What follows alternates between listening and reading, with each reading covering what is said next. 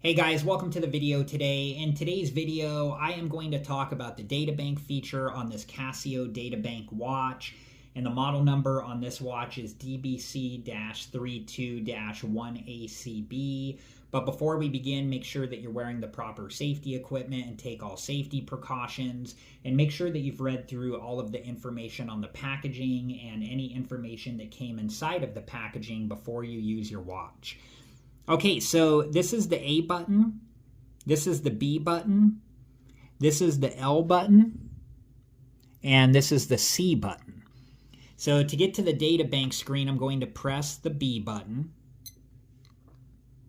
And that first screen that it showed that had 24 on it, that's how many records are left on this watch. So this watch has the ability to have 25 records, and I already have one record input.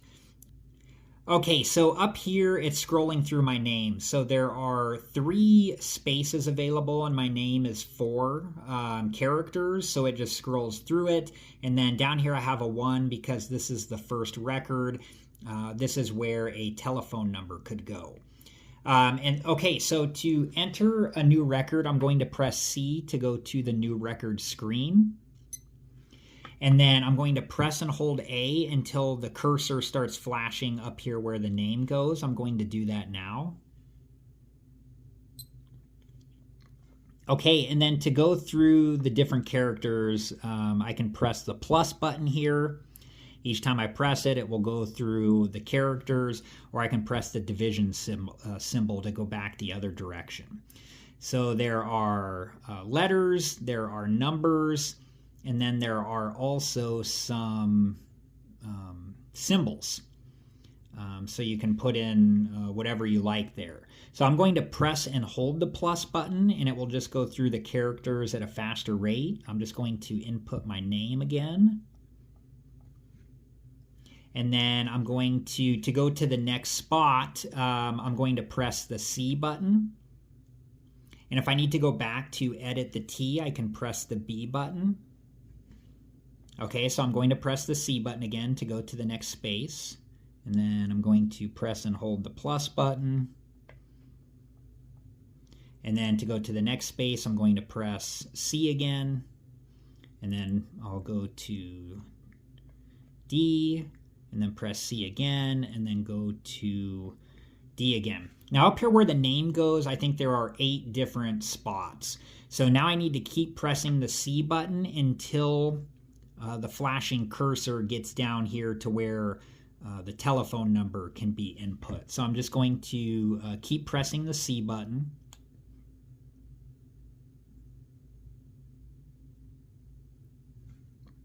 And then down here where the telephone number goes, I think there are 15 spots.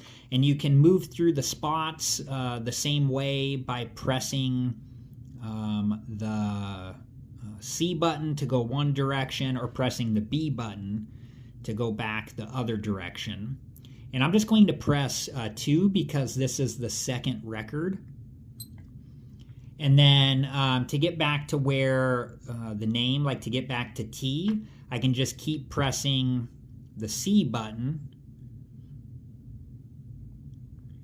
to go through all the different spaces here until I get back to where the T is flashing. Or, like if I press the B button to go back, I could press the B button to keep going back through the characters until I get to where the T is flashing. And then when you're done inputting the information, I'm going to press the A button. And when I do that, the whole record here, like all the different things, are going to flash, I think, while the record is saving. And then once it's done, it should just turn solid. But everything should start flashing here when I press the A button. So I'm going to do that now. Okay, so that's the second record. And to go through the different records, I can press the division sign to go one direction, like it went back to Todd record 1, or the plus sign to go the other direction, Todd record 2. So if I press the plus button again, it should go to a new record. I'm going to do that now. And then if I press the plus button again, it should go to Todd 1, the first record. And then if I press the division symbol to go back the other direction, it should go to the new record. I'm going to do that now. And then if I press the division symbol again, it should go back to Todd 2, the second record. Okay, so now if you need to edit a record, you just go to the record you need to edit, and then I'm going to press